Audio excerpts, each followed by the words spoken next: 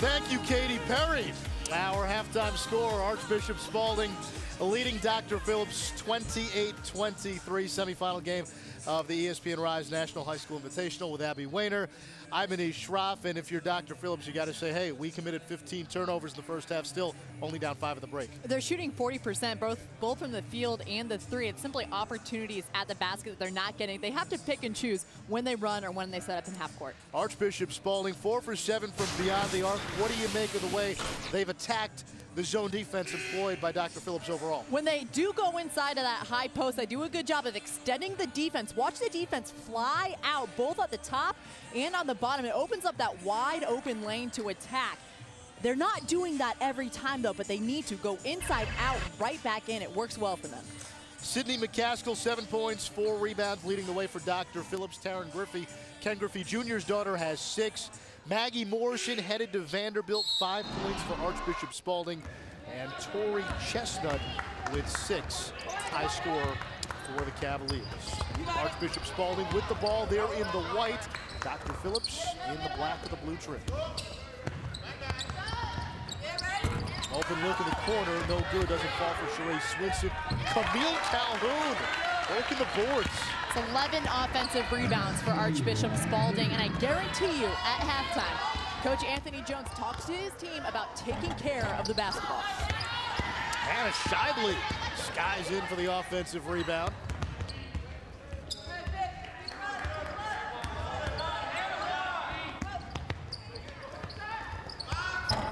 No good, Tanisha Williams, and now it's Dr. Phillips getting their share of offensive rebounds. McCaskill short again, and it comes to Maggie Morrison. Jade Cheek not on the court for Dr. Phillips. We saw her really open things up when she came in the game in the first half. Air ball from Bria Freeland, and it is Dr. Phillips' ball, 30-23. There's Jade Cheek, hit a couple of big threes in the first half. 2 of 2 from beyond the arc. Look for her team to get her the basketball when she comes in the game. Caskill guarded by Morrison, and there's a 3. Fearless. Last year as a freshman, McCaskill led her team and the county in three-point shooting. She's an excellent outside shooter.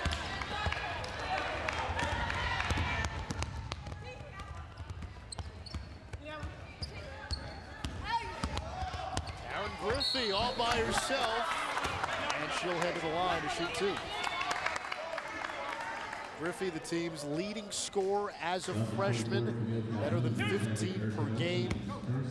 Hit a crucial free throw in overtime to help her team win the state championship. Knocks down the first. Abby, I thought that was impressive, the fact that this team competes at the 6A level in Florida, and the levels are determined by school size. So they're playing against the biggest schools, and they won a state championship against the biggest schools, relying primarily on freshmen and sophomores. And they played against Lake Mary, a very good team down in Florida. Morgan Jones, our best players heading to Northwestern this year. This team, they were up big going into the fourth quarter. Dr. Phillips gave up their lead. Not only did they win, but they won in overtime, which is saying a lot about the mental discipline and fortitude of a young team to play throughout the course of a game and then lock it up in overtime. Shively there, and we've got a tie game, 30-30. What did Anthony Jones tell us yesterday when we asked him, is your team a second half team? He said, oh yeah, without question. I don't know if that's something that a coach always likes to say about his team. You would like them to be a full first half, second half team. But this is an excellent play in transition by McCaskill. I am so impressed with her maturity, especially making decisions in the open court. Griffey to McCaskill with the excellent pinpoint chest pass across the paint. That is not an easy pass to make. But on the other side, Archbishop Spalding, they've got to sprint back to the paint, stop transition first.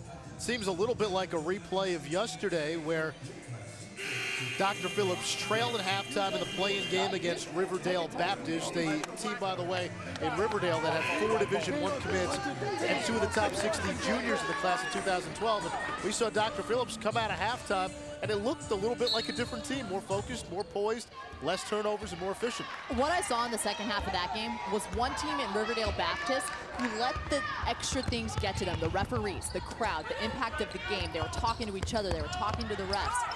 And on the other side, it was the young team who stayed together, who didn't talk to the referees, who didn't get wrapped up in the score or the fouls, things that they couldn't control. I tell you, Britvar tied up a jump ball, possession arrow, Dr. Phillips.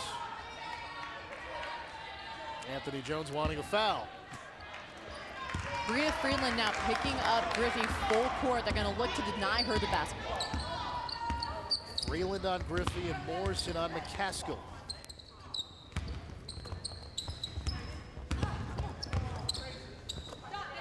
Shively will try the three. Long rebound pulled down by Sheree Swinson. Sheree Swinson, senior, 5'11". And there at the other end is Shaquilla Curtis. She's one of 4 players on this team that'll play Division I basketball next year. She's given a verbal to American.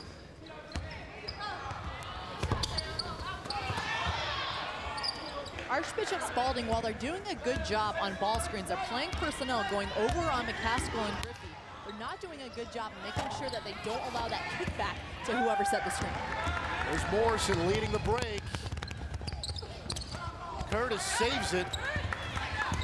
Now it comes to the Panthers. Griffey the other way. Had it knocked away, regains it, and finishes. She's a freshman who I was thinking the same thing. With poise. Incredible poise, especially in transition. Got a little bit of that swagger that her dad had as well.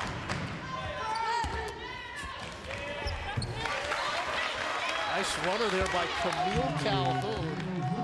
She's only a sophomore, but head coach Brookie Roseman was saying she's got a chance to be like a Maggie Morrison by the time she's a senior. And already, the top schools in the country are salivating over her potential services. That's what I got. Dr. Phillips down at the half. They have closed to within 2 here. Taryn Griffey showing poise as a freshman.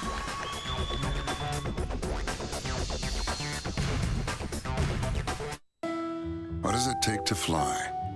It takes knowing we have our work cut out for us. But if you run before the wind, you can't take off. You've got to turn into it. The thing you push against lifts you up. So every challenge is a chance to show that even in this crazy world of no liquids and route cancellations, someone still has the passenger's back. And along the way, we'll prove we're not just building a bigger airline, we're building a better one.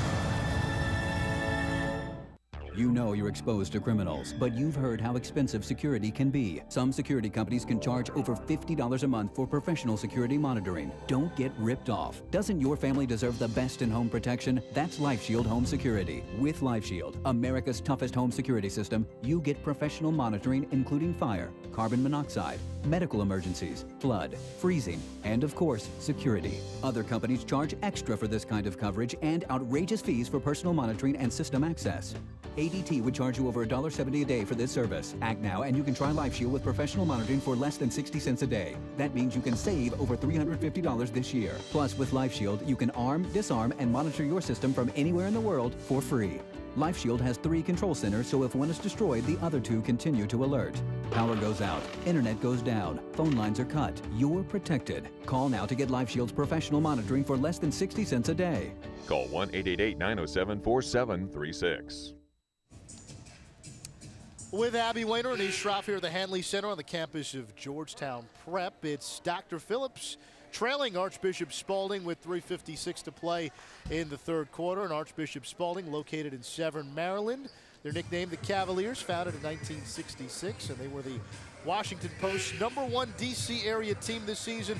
4 players Division I bound: Maggie Morrison, Vanderbilt, Shaquilla Curtis to American, Bria Freeland, Lafayette, and Sheree Swinson headed to Binghamton. And what I like about that list, not that they have 4 players that are going to be playing collegiately next year, but at 4 very good schools. This is a team that plays with a high level of IQ, and that certainly translates over to the classroom.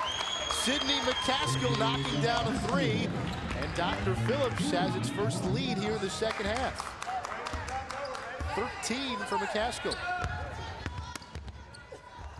Curtis off the window, strong move by Shaquilla Curtis. Given a verbal to American University. Curtis, a player that brings just a lot of length, athleticism, and toughness.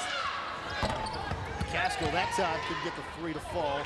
Rebound to Raven Makins.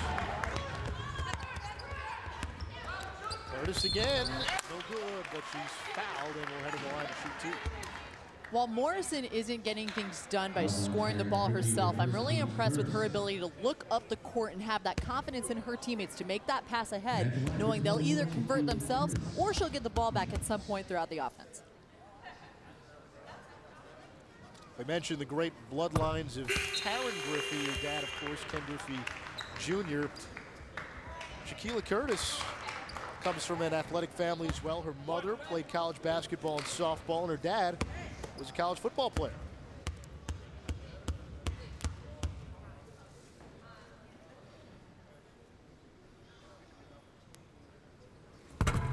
Second free throw, no good.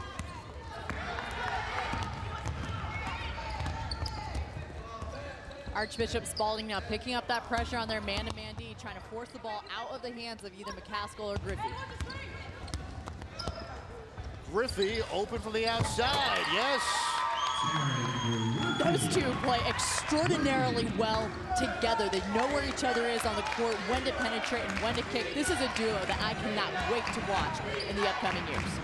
Think about it, McCaskill's a sophomore, Griffey's a freshman. They already won a state title. They might have 2 or 3 in store down the road. Skip past Tori Chestnut, she traveled.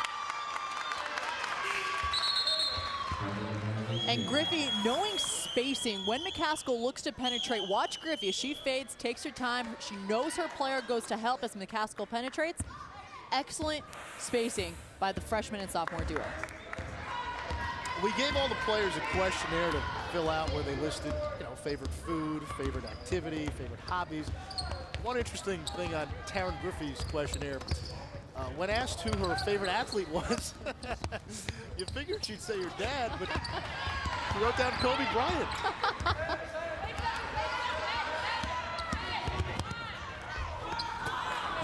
You know who she reminds me of in terms of her scrappiness, her quickness, her raw athleticism? Is a player, Lindsey Harding. I played with at Duke. She was the National Player of the Year as a point guard. One of the best guards that I've ever played with just a knack to get to the basket and to finish. Both those players worked on their outside shots, and that'll be the next part of Griffey's game. We talked about the mental aspect of being a point guard. Her outside shot is the second part to that. 3 years to work on that. Dr. Phillips, the team that only has 1 junior and 1 senior, nursing a 1-point lead. Archbishop Spalding starts for seniors. Here's Shively leading the break. For McCaskill, the bucket and the foul.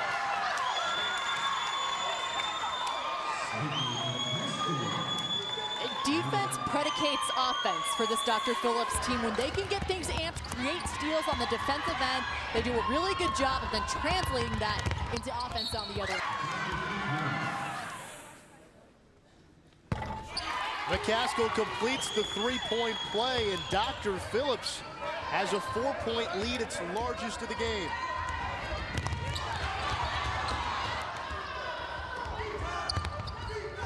Watch to see how Archbishop Spalding handles this pressure with Maggie Morrison on the bench. Tori Chestnut, no good. Camille Calhoun has been dominating the boards. Couldn't get the putback there. Now Griffey loses it. Aaliyah Epps. Lost it out of bounds, but a foul.